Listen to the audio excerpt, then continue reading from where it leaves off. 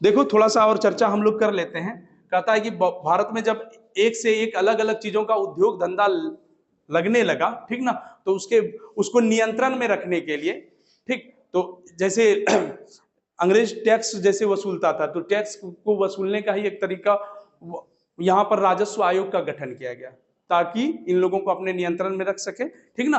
राजस्व आयोग के तहत इन लोगों से पैसा वसूला भी जाता था। तो राजस्व आयोग का पहली बार गठन कब किया गया था? देखो किताब अगर है सामने में तो बताओ।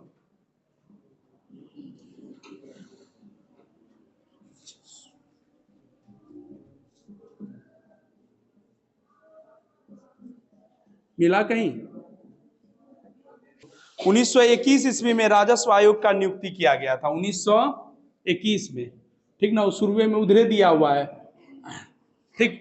और राजस्व आयोग का पहला जो प्रधान या अध्यक्ष जो बनाया गया था वो श्री, क्या लिखा हुआ है देखो, श्री, क्या नाम है पूरा? इब्राहिम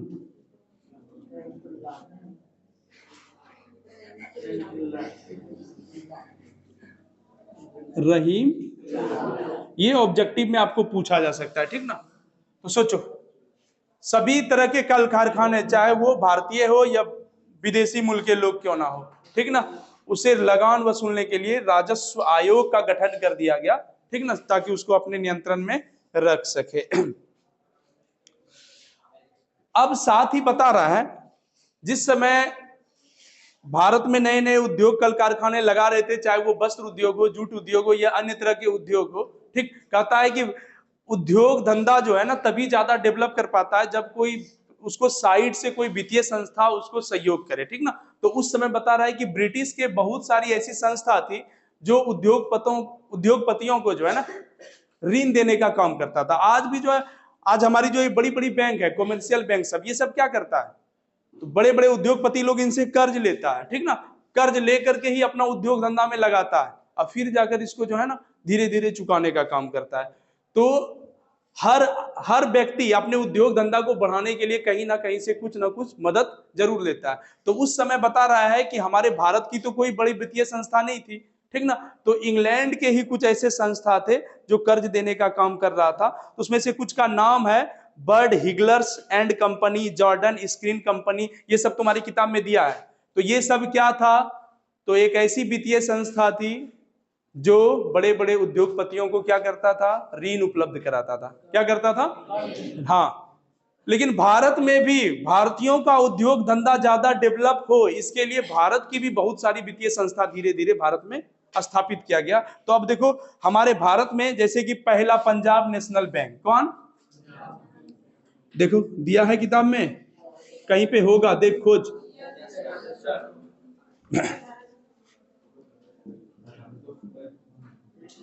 पंजाब नेशनल बैंक का स्थापना, और बताओ। बैंक ऑफ इंडिया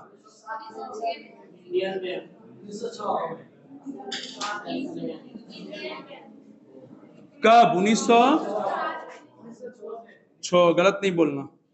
उसके बाद और बताओ। इंडियन बैंक, और भी है। अब आपके किताब में एक ही जगह सबका जो है ना स्थापना कब हुआ था ये भी दे दिया है, ठीक। अब ये सब उस समय इसीलिए बनाया गया था ना, ताकि बड़े बड़े उद्योग धंधे जो लगते हैं, ठीक, उसको आगे बढ़ाने का काम ये लोग करता था। तो एक तरह से ये ऐसी वित्तीय संस्था थी जो ऋण उपलब्ध कराती थी, ठीक ना। तो ये अब खुद भारतीय वित्तीय संस्था अब स्थापित हो गया था यहाँ, ठीक। अब ऐसे मान लो कि कोई भारतीय उद्योगपति, सुनो सुनो, ओए अपने में लग गया तुम।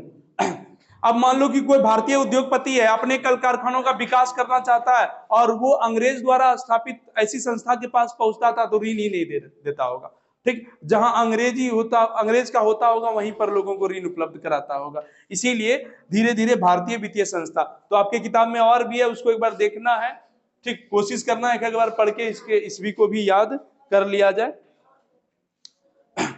ठीक। तो ये सब अलग अलग टॉपिक है जो 2 नंबर का पूछ सकता है, लघु उत्तरीय में आ सकता है। अच्छा, अब देखो औद्योगिकरण के परिणाम और इसके वर्णन, ये दीर्घ उत्तरीय क्वेश्चन यहां से बन जाता है।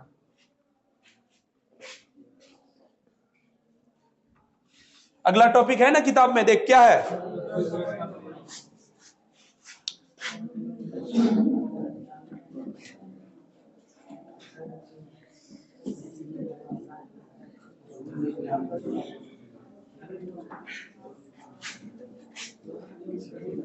सुनोगे, ये परिणाम सबसे पहले हम अपने भारत का ही जिक्र करेंगे। औद्योगिकरण जब भारत में हो गया, ठीक, तो इसका क्या परिणाम हुआ।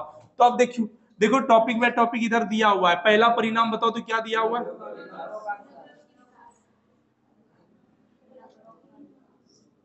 नगरों का, दूसरा बताओ।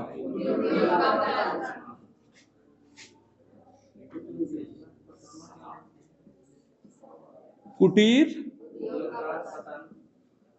उद्योग का पतन। अब देखो ये लोग बोल रही है विकास। हाँ, तो कुछ अंतर है कि नहीं। यहाँ औद्योगिकरण हुआ तो कुटीर उद्योग का विकास संभव था क्या? नहीं। तो यहाँ तो कुटीर उद्योग सब खत्म हो रहा था, इसके बारे में हम लोग पहले भी चर्चा किए हैं। तीसरा बताओ। साम्राज्यवाद का विकास है।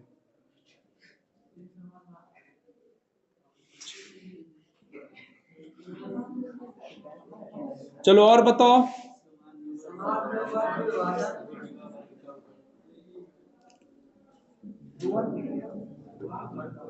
समाज में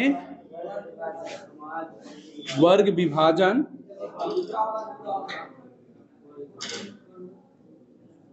एवं बुर्जुआ वर्ग का उदय ने।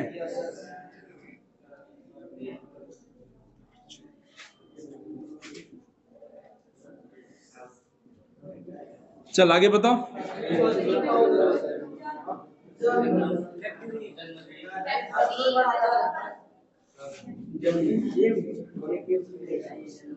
फैक्ट्री मजदूर वर्ग का उदय। हे भगवान,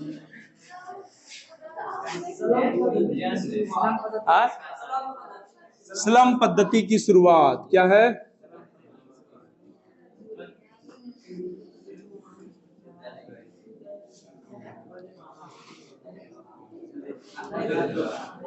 ये क्वेश्चन तो समझो इस चैप्टर का, सुनो, दीर्घोत्तरीय में इस चैप्टर का सबसे वीवीआई क्वेश्चनों में से एक, ठीक ना। स्लम पद्धति की शुरुआत यहीं तक है, और है नहीं है, ठीक। अब एकदम तुम लोग जो है ना पूरा राजनीति का बात करता है बैठ क्या कह रहे हैं। अभी एकदम चुनावे का बात कर रहा है यहाँ।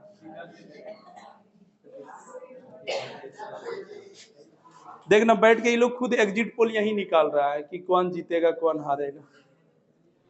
चल ध्यान से सुनना एक एक के बारे में।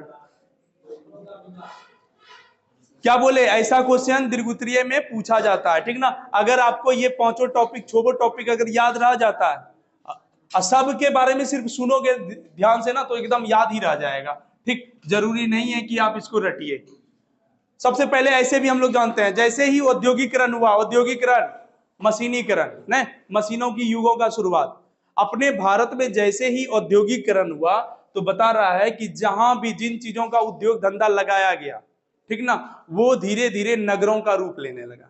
न सोचो, एक वीरान जगह था जहां उतना ज्यादा लोग नहीं रह रहे थे, अचानक वहां लो इस्पात उद्योग चलने लगा, ठीक ना। ऐसे आज जो जमशेदपुर है ना, उसके बारे में हम लोग अगर पता करेंगे कि जब वहां उद्योग धंधा नहीं लगाया गया था तो वो जगह कैसा था, तो पता चलेगा कि वो एकदम वीरान था, लोग वहां बिल्कुल नहीं रह रहे थे। लेकिन आज जाओ तो पूरा एकदम चकाचौंध, ठीक, एकदम बड़ा शहर बन गया है। तो सबसे पहले जहां जहां भी जिन चीजों का उद्योग धंधा लगा, वो नगरों का रूप ले लिया, ठीक ना। तो ऐसे में जैसे अभी एक एग्जांपल दिए, कौन सा, जमशेदपुर लो इस्पात उद्योग, उसी प्रकार अहमदाबाद सूती वस्त्र उद्योग, मुंबई वस्त्र उद्योग के लिए, मुंबई तो ऐसे भी बंदरगाह था, ठीक ना, वहां से तो वस्तुओं का आयात निर्यात होता था, वो तो और बड़ा महानगर बन गया, क्या बड़े नगरों में गिनती आने लगा मुंबई का।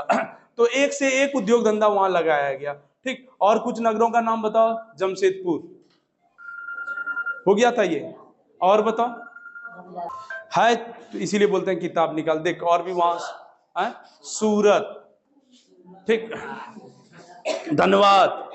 धनबाद सब किस लिए, कोयला उद्योग के लिए, किसके लिए, हाँ। सिंदरी, ये सिंदरी जो है उर्वरक उद्योग सबके लिए फेमस है, ठीक ना। तो एक एक जो शहर आप और भी डालमिया नगर चाय उद्योग सबके लिए फेमस था। बनारस, बनारसी साड़ी तुम लोग ऐसे भी नाम सुना होगा, सुने, एक से एक चीजों के लिए जो है। तो सुनो सुनो पहले, ऐसे बहुत सारे नगर अभी भी है जो इतना डेवलप किसके वजह से हो पाया, औद्योगिकरण के वजह से, फैक्ट्रियों के वजह से, कल कारखानों के वजह से, ठीक ना। अब आपके पास अगला टॉपिक है, ध्यान से सुनो। तो एक पहला हमको यही याद रखना है, औद्योगिकरण का पहला परिणाम क्या हुआ, नगरों का विकास हुआ, ठीक ना। भारत में पहले उतना ज्यादा नगर नहीं था, लेकिन औद्योगिकरण के बाद एक से एक नगर यहां पर बने। अगला आपके सामने क्या है, कुटीर उद्योग का पतन। हाँ, हम लोग ये पढ़ते आए हैं पहले से भी कि जब तक उद्योग धंधा में मशीनीकरण नहीं हुआ था, मशीनों का प्रयोग नहीं किया जा रहा था, लोग अपने हाथों से ही वस्तु बनाते थे।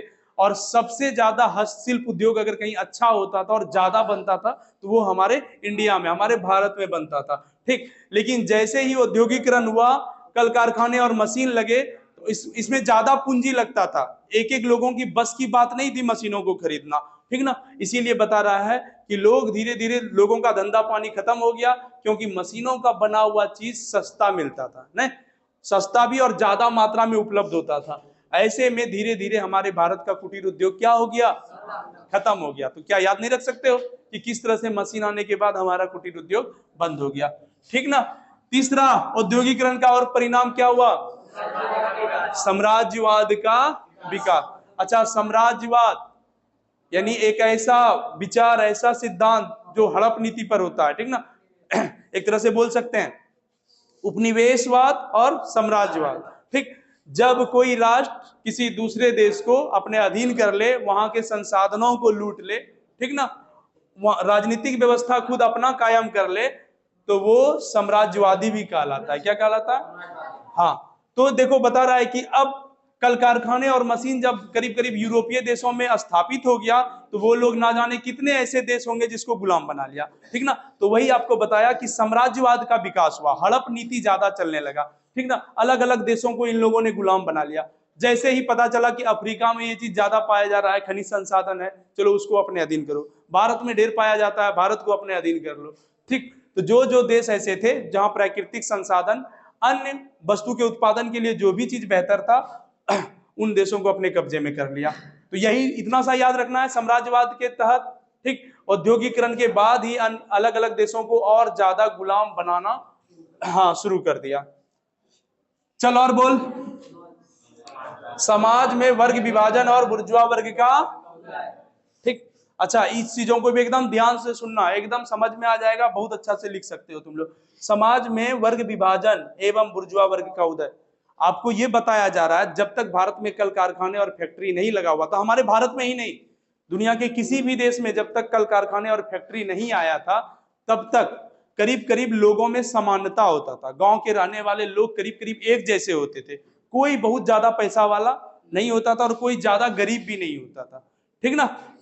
कुछ लोग ज्यादा अमीर होते होंगे तो वही जमींदार महाजन लोग, ठीक ना, लेकिन प्राय अगर देखा जाए तो करीब करीब सब लोग एक जैसे होते थे। लेकिन जैसे ही औद्योगिकरण हुआ, कल कारखाने फैक्ट्री लगे, तो जिस व्यक्तियों का था, जो इसके मालिक होते थे, ठीक, वो तो दिन प्रतिदिन अमीर होते चला जाता था, एक फैक्ट्री से दो, दो से तीन, ऐसे करके अलग अलग जगह पर लगा रहा था।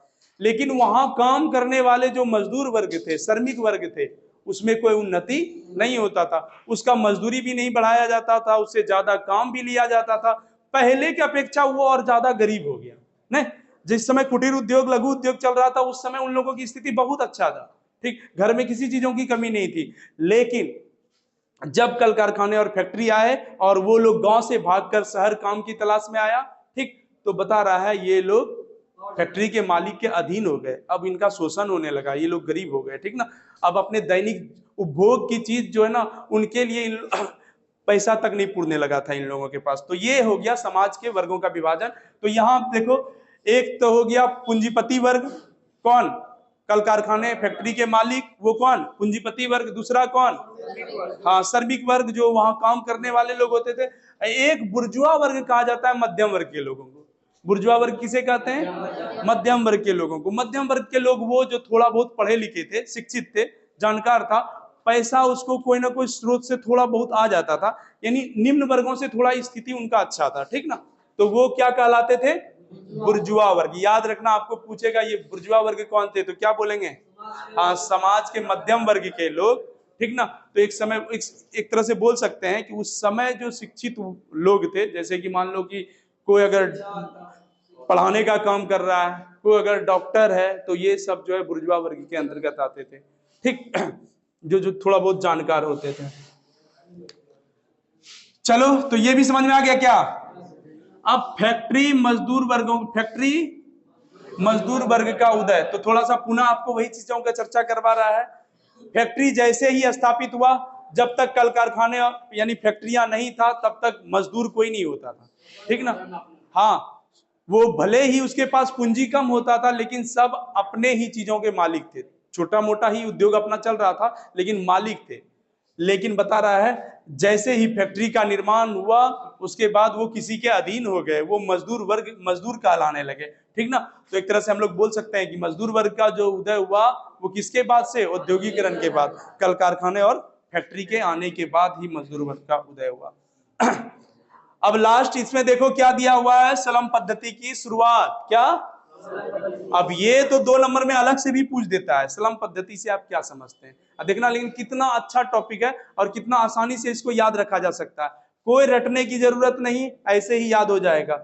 स्लम पद्धति, ठीक, गांव घर से वो लोग जो काम की तलाश में शहर, कल कारखाने और फैक्ट्री में जाते थे काम करने के लिए। अब आपको बताया जा रहा है कि फैक्ट्री के जो मालिक होते थे, अब उतने दूर दराज से आए हुए लोगों को रखने के लिए क्या करता था? छोटा मोटा घर, जिसमें कि कोई तरह का व्यवस्था नहीं रहता था, ठीक, किसी तरह खड़ा कर दिया जाता था 4 दीवारी का मकान, और उसमें जो है बिना किसी सुविधा का उसको रहना पड़ता था। नहीं, जहां समझो तो एक तरह से ना शौचालय की अच्छा व्यवस्था, ना तो पानी का अच्छा व्यवस्था, ठीक ना, और गंदगी से भरे पड़े बस्ती। सोचो, जितना भी मजदूर आता होगा, 1-2 रूम बना देता होगा, उसमें सैकड़ों, एक रूम में 100 को आदमी को रख देता था, ठीक। तो ये जो थी ना, इसी को बोला गया स्लम पद्धति। क्या बोला गया इसको? हाँ, तो बोलेंगे कल कारखानों के मालिकों के द्वारा मजदूरों को रहने के लिए जो जगह उपलब्ध कराया जाता था, वहां किसी भी प्रकार की व्यवस्था नहीं दी जाती थी, ठीक। ऐसे में लोग बहुत बीमारी की वजह से भी मर जाते थे, ठीक ना।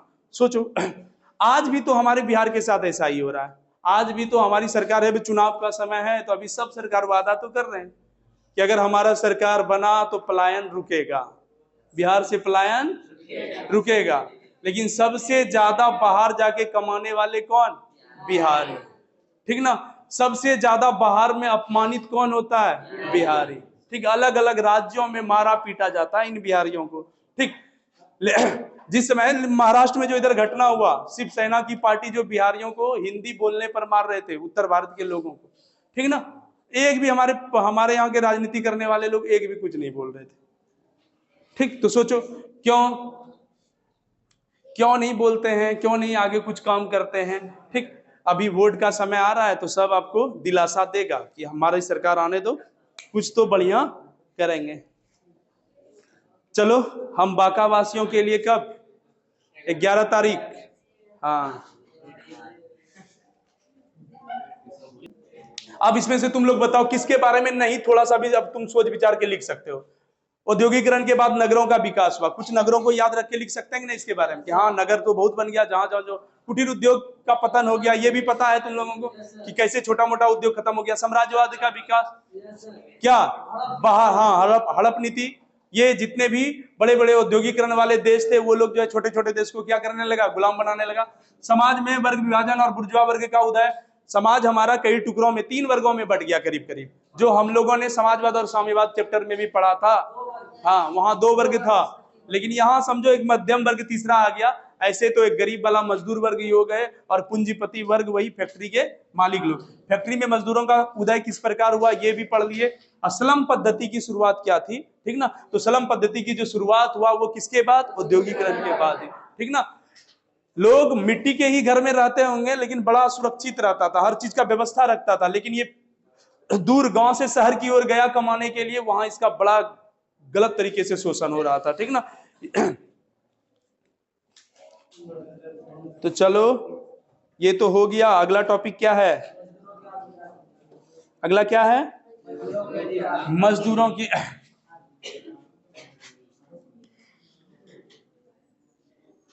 बोलो बोलो, मजदूरों।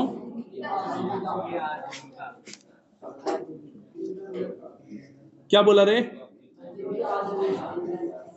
और कुछ बोला तुम? अगला ये टॉपिक है।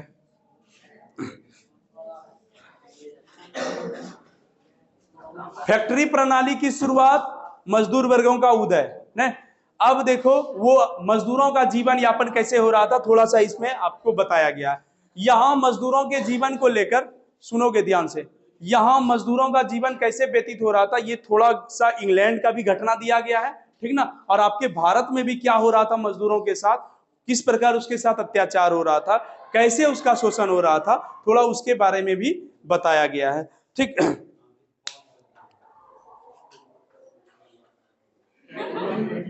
तुम जो यहां से निकलोगे कोई तुमको लूट लेगा। अरे घर आए, नहीं नहीं ऐसे समझ जाएगा तुम, बहुत चालाक है। देखो कल कारखाने के बाद बता रहा है, कल कारखाने के जो मालिक थे, ठीक ना, वो किस तरह से मजदूरों का शोषण कर रहा था। तो कहता है,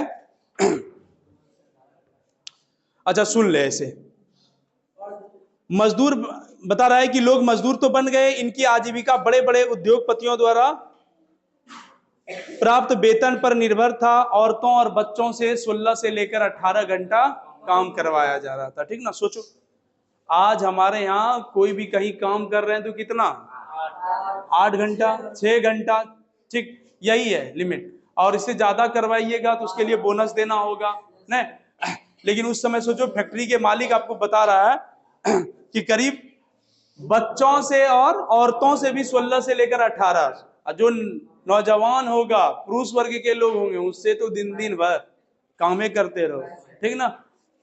थोड़ा सा जाके खा पी लो फिर भिड़ जाओ, यही होता था। सुला देता होगा कभी कभी।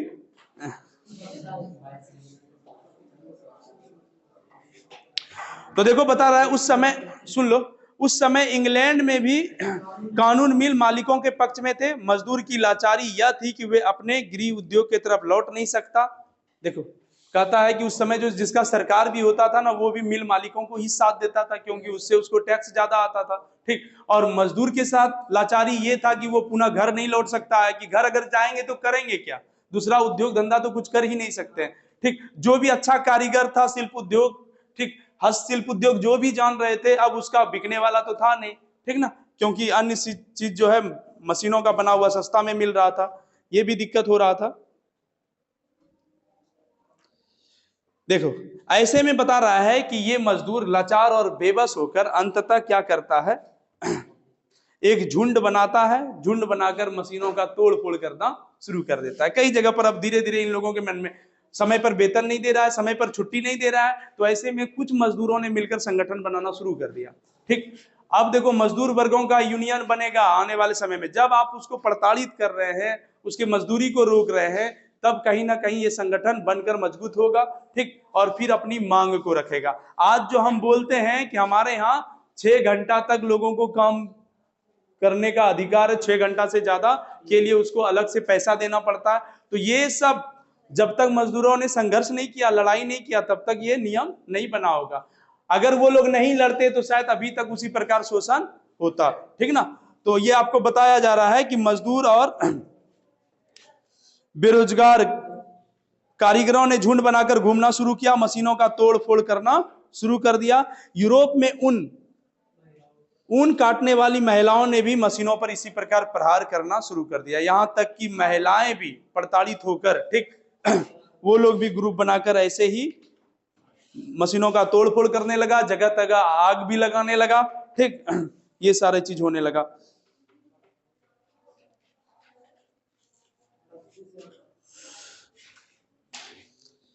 देखो बता रहा है कि दैनिक उपभोग के लिए, ठीक ना, उसके पास दैनिक उपभोग के लिए पैसा तक नहीं होता था, एकदम समझो इस तरह से इन लोगों का शोषण होता था इतना। अच्छा, मजदूरों ने मिलकर इस तरह का संगठन बनाकर जब तोड़ फोड़ करने लगा ना, तो डर के मारे मिल मालिकों ने, कल कारखानों के मालिकों ने, बता रहा है कि शुरुआत में कुछ सुधार किया। पहला सुधार 1832 ईस्वी में सुधार अधिनियम पारित किया था ने, मजदूरों की स्थिति को सुधार को लेकर पहला कानून का। हाँ बताओ, मजदूर सुधार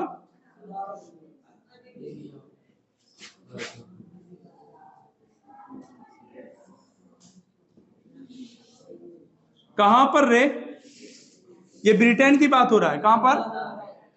हाँ, अंग्रेज सरकार जो कर रहे थे सुधार थोड़ा बहुत, उसके बारे में बता। हाँ, लंदन में ही। लेकिन बता रहा है कि हल्का फुल्का सुधार से जो है ना, मजदूर वहां खुश होने वाले नहीं थे, ठीक ना, उसको थोड़ा सा भी इन चीजों से कोई संतुष्टि नहीं था। आने वाले समय में वो पुनः आंदोलन करते हैं। अब उनको और अच्छा से समझ में आ गया कि हर जगह के मजदूर अगर एक होकर आंदोलन करते हैं तो ये मिल मालिक जरूर है कि हमारी बातों को मानेगा, ठीक ना, और हमारा जो भी मांग है उसका पूर्ति होगा, ठीक ना। आने वाले समय में कहता, ये बड़ा ऑब्जेक्टिव इंपॉर्टेंट क्वेश्चन है। इंग्लैंड में एक आंदोलन होता है, क्या नाम है? चार्टिस्ट आंदोलन। कौन सा? हाँ, याद रखना कब हुआ था? 1800, एकदम याद रखना ऑब्जेक्टिव के लिए।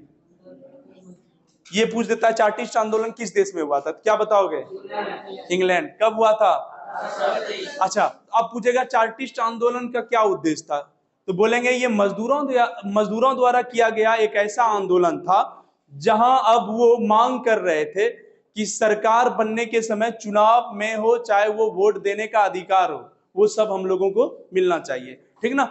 यानी सोचो, उसके पहले मजदूर वहां इंग्लैंड में भी जो सरकार बन रहा था, वहां वोट देने का भी इन लोगों को अधिकार नहीं दिया गया था।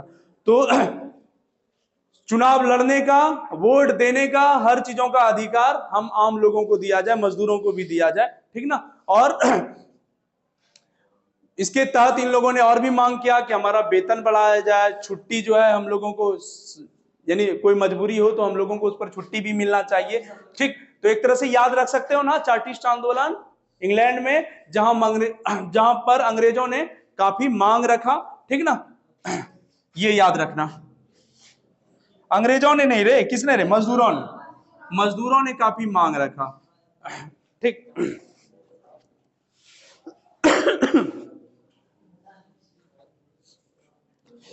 तो देखो बता रहा है कि चार्टिस्ट आंदोलन भी इतना बड़ा संगठन होकर यह आंदोलन किया गया कि अंततः सरकार को झुकना पड़ा, ठीक। और अंत में 1918 ईस्वी में, ये तो और ज्यादा इंपॉर्टेंट, 1900 इंग्लैंड में पहली बार, ठीक ना, हाँ, महिला पुरुष जो भी है सभी वर्ग के लोगों को वोट देने का अधिकार दिया गया। इंग्लैंड में सभी वयस्क को वोट देने का अधिकार कब से? 1918 से। तो सोचो, इतना बड़ा बदलाव किसके वजह से? मजदूर के आंदोलन के वजह से, ठीक ना। कहता है जब भी किसी देश में संघर्ष हो, ठीक ना, किसी चीजों को लेकर, तो इससे जो है ना लोकतंत्र और ज्यादा मजबूत होता है, नहीं तो बीच बीच में, हाँ, आंदोलन होना चाहिए, अपना मांग लोगों को रखना चाहिए सरकार के समक्ष। जितना चीज इधर हो रहा है 1830, 32, 31 में इंग्लैंड में, ठीक उसी प्रकार बता रहा है कि हमारे भारत में भी 1850 के बाद होने लगा। कब से? 1850 के बाद हमारे भारत में भी कल कारखाने पद्धति का शुरुआत हुआ, कल कारखाना बना, यहां भी ऐसे ही मजदूर आए काम करने के लिए। यहाँ के भी मिल मालिक लोग, फैक्ट्री के मालिक लोग ऐसे ही मजदूरों का शोषण कर रहे थे। तो हमारे यहाँ के लोग जो थे, ये लोग भी हाँ, इन पूंजीपतियों के खिलाफ, इन कल कारखानों के मालिकों के खिलाफ ऐसे ही आंदोलन करने लगे। यहां भी ऐसे ही तोड़फोड़, यहां भी उसी प्रकार का संगठन, ठीक। न्यूनतम मजदूरी का मांग किया, ठीक ना। हमारे लिए जो है स्वस्थ वातावरण, यानी अच्छा जगह, हम रहने के लिए, ठहरने के लिए जो है ना एक अच्छा जगह उपलब्ध कराना होगा सरकार को, ये सारी चीजों का मांग रखा। अच्छा, ये वाला भी इंपॉर्टेंट है ऑब्जेक्टिव के दृष्टि से। 1881 ईस्वी में हमारे भारत में भी पहली बार फैक्ट्री एक्ट जब हमारे यहाँ के लोगों ने भी मांग रखा, सरकार को यहाँ भी बदलना पड़ा कुछ नियम कानून। तो अपने भारत में कब 1800, देखो जितना चीज उधर ब्रिटिश में हो रहा है, इंग्लैंड में हो रहा है, उतना चीज हमारे भी देश में हो रहा है। 1881 ईस्वी में भारत में भी फैक्ट्री एक्ट, यानी फैक्ट्री में काम करने वाले लोगों के लिए नियम कानून में कुछ बदलाव, नहीं कुछ छूट, कुछ आजादी, ये सारे चीज को दिया गया। यहाँ याद रखना, भारत में फैक्ट्री एक्ट कब 1801। हाँ, यहां बता रहा है इस एक्ट के तहत 7 वर्ष से कम उम्र के बच्चों को प्रतिबंध लगाया गया। सोचो 7 साल से जो छोटा होता था उससे भी पहले काम लिया जा रहा था फैक्ट्री में, ठीक। सोचो उस बच्चा को भी काम करवाता था। तो यहाँ नियम बना 1881 के बाद कि 7 साल से जो छोटा है वो काम नहीं करेगा। उसके बाद 12 वर्ष से कम आयु के बच्चे और महिलाओं का, ठीक, समय जो है वो फिक्स कर दिया गया, ठीक ना, कि कितना देर तक इससे काम लिया जाएगा। तो बहुत कुछ इसमें सुधार हुआ, ठीक। इसके पहले सोचो किस तरह से शोषण हो रहा था। चलो आने वाले समय में जब लोगों को ये पता चलने लगा कि ऐसे ही मांग से इस तरह के संगठन बनाकर सरकार को झुकाया जा सकता है, ठीक, अपने नीति नियमों में बदलाव लाया जा सकता है, तो लोगों ने ऐसे ही आंदोलन किया। आने वाले समय में हमारे भारत में 1920 ईस्वी में all India trade union Congress का गठन हुआ, जो कि मजदूरों का ही एक संगठन था। किसका? एकदम, इसके बारे में हम लोग पहले भी पढ़े हैं। All India trade union Congress, मजदूरों का एक संगठन। कब? तारीख सही दिया गया 31 अक्टूबर 1900। एकदम इसको चिन्हित कर लो, ठीक ना। जितना ऑब्जेक्टिव बोल रहे हैं वीवीआई है, तो एकदम इस चैप्टर का यही सब ऑब्जेक्टिव ज्यादातर आने का चांस रहता, ठीक। ऐसे कई संगठन और भी बने, ठीक। उसके बाद बता रहा है आपको अंतरराष्ट्रीय स्तर पर भी ILO ने इस प्रकार की संस्था बना। सोचो उसके बाद बता रहा है 1926 में भी फिर धीरे धीरे मजदूर अधिनियम के तहत बहुत कुछ बदलाव हुए, मजदूरी बढ़ाया गया, ठीक। लोगों का काम पुनः जो है यहाँ पर काम जो है ना, काम के साथ साथ मजदूरी, इन चीजों पर भी नियम कानून बने।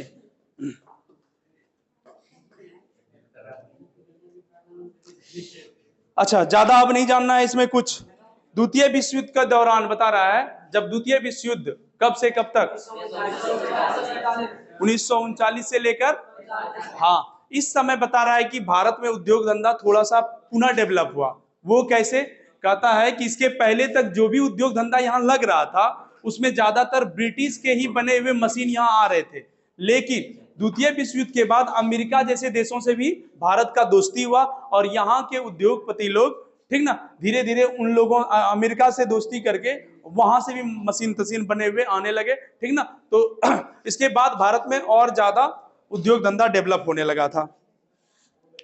और आपको बताया जा रहा है 1942 में जो भारत छोड़ो आंदोलन चला था, उसमें यही मजदूर संगठन जो आंदोलन करने जान गए थे, संघर्ष कैसे किया जा सकता है, ठीक, लड़ाई कैसे जीता जा सकता है, यही मजदूर संगठन, वही जनजाति विद्रोह करने वाले लोग, सब ने मिलकर भारत छोड़ो आंदोलन में गांधी जी को साथ दिया था, ठीक ना। तो आने वाले समय में बता रहा है कि ये मजदूर यूनियन जो है ना, आजादी में भी काम आ गए, ठीक ना। भारत को आजाद कराने में भी इनका बहुत बड़ा योगदान हो गया।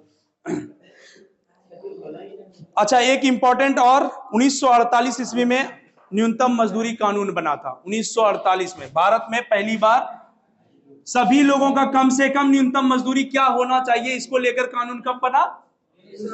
1948, ठीक ना। देखो तुम उधर चिन्हित कर लो किताब में, एकदम अब छोड़ देंगे। अब हम लोग 1948 की अगर बात कर रहे हैं तो सोचो आजाद भारत का बात कर रहे हैं ना। इंग्लैंड को भगाने के बाद, थोड़ा सा सुन लो, इंग्लैंड को भगाने के बाद जब हमारा देश आजाद हो गया, स्वतंत्र भारत में भी उद्योगों पर विशेष ध्यान रखा गया, ठीक ना। उद्योग धंधा को चलाने के लिए सरकार ने कई कदम उठाए, ठीक। जो उद्योग धंधा था अगर उसको अचानक हटा दिया जाता ना तो फिर क्या होते, लोग और बेरोजगार हो जाते। इसीलिए उद्योग धंधा को और हमारी सरकार ने बढ़ाने का कार्य किया, लेकिन कुटीर उद्योग जो है ना वो पतन हो रहा था, ठीक। उसको लेकर के आगे महात्मा गांधी ने भी अपना एक विचार दिया, ठीक। उसने कहा था कि नहीं, वो सख्त विरोधी थे औद्योगिकरण के, मशीनीकरण के विरोधी थे। कौन? गर्दा झाड़ देंगे नूनू तुम्हारा, एकदम दोनों गुतिया जो है ना एक साथ नहीं बैठोगे तुम लोग, ठीक है। औद्योगिकरण के विरोधी कौन थे? महात्मा गांधी का विचार था कि अगर औद्योगिकरण भारत में होगा तो इससे जो है उद्योग धंधा खत्म हो जाएगा, सब मशीनों से वस्तु बनेगा। अब भारत जो है बहुत वाले आबादी वाला देश है, ठीक, यहाँ के लोगों का रोजगार खत्म हो जाएगा। तो महात्मा गांधी जो बोल के गए सही में वही हो रहा है। अभी सबसे ज्यादा पूरे विश्व में अगर बेरोजगारी है तो वो कहाँ है? भारत में है, ठीक ना। हाँ, तो अगर भारत को छोड़े तो उसके बाद यूपी बिहार वाले आ जाएंगे सबसे ज्यादा। अब एक अगला लास्ट टॉपिक है कुटीर उद्योग का महत्व और इसकी उपयोगिता, ठीक।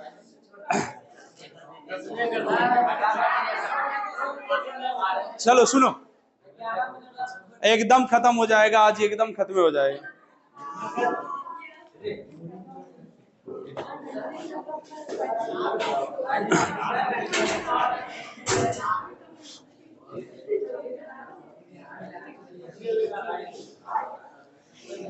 देखो, क्या इच्छा नहीं है तुम लोगों का? तो सुन लो थोड़ा सा, लास्ट है एकदम, थोड़ा सा और 5 मिनट शांत रह जाओ, सब खत्म। कहता है कि कुटीर उद्योग, अभी अब तुम ही लोग बताओ, अगर हमारे भारत से कुटीर उद्योग खत्म हो रहा था, उसका पतन हो रहा था, तो ये सही हो रहा था कि गलत हो रहा था? गलत हो रहा था। अच्छा, ऐसे ही हम लोगों को पता चलता है कि औद्योगिकरण के बाद ज्यादातर जो उद्योग धंधा हुआ उससे जो है आमदनी जो बढ़ा वो अमीर व्यक्तियों का बढ़ा, नहीं ना। गरीबों का जो है इसमें क्या हुआ? सिर्फ शोषण हुआ। गरीब वर्ग जो है ना औद्योगिकरण के बाद आगे नहीं बढ़ पाया, ठीक ना, उसमें कोई बदलाव नहीं हुआ। और हम लोग क्या देखते हैं, औद्योगिकरण के बाद एक एक शहर जो है वो प्रदूषित होने लगा। आज ज्यादा से ज्यादा शहरों का प्रदूषित होने का सबसे बड़ा रीजन क्या है?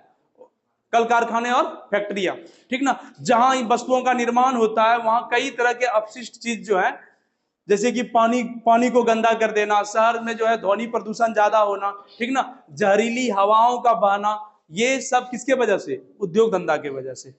अगर हमारे यहाँ कुटीर उद्योग जिंदा रहता, यानी कहने का मतलब सब दिन चलते रहता, हमारे देश में अगर औद्योगिकरण नहीं होता तो फिर क्या होता? एक एक व्यक्तियों के पास रोजगार होता, कोई भी व्यक्ति बेरोजगार नहीं होते, भले ही कम कमाते, लेकिन सबसे बड़ी बात है हाँ सबको रोजगार उपलब्ध होता। घर में उसकी आजीविका के जो भी, मान लो उपभोग की जो भी वस्तुएं होती थी ना, वो सबके घर में पर्याप्त होता, ठीक ना। कहता है आज के डेट में हमारी सरकार इस पर विशेष ध्यान दे रहा है कि भारत में कुटीर उद्योग लघु उद्योग को पुनः बढ़ावा मिले। आज जो है सरकार वो जीविका दीदी के तहत जो है लोगों को कुछ पैसा ऋण उपलब्ध जो करवाया जाता है, ठीक, गांव घर की महिलाओं को जो प्रशिक्षित किया जा रहा है, मत्स्य पालन करने के बारे में सिखा रहा है, बकरी पालन करने के बारे में सिखा रहा है न। युवाओं को भी कई तरह युवाओं को भी जो है ना शहरों में कई ऐसे सरकार द्वारा ऐसे जगह उपलब्ध कराए गए हैं जहां पर उसको प्रशिक्षित किया जाता है, एक एक चीजों की ट्रेनिंग दी जाती है।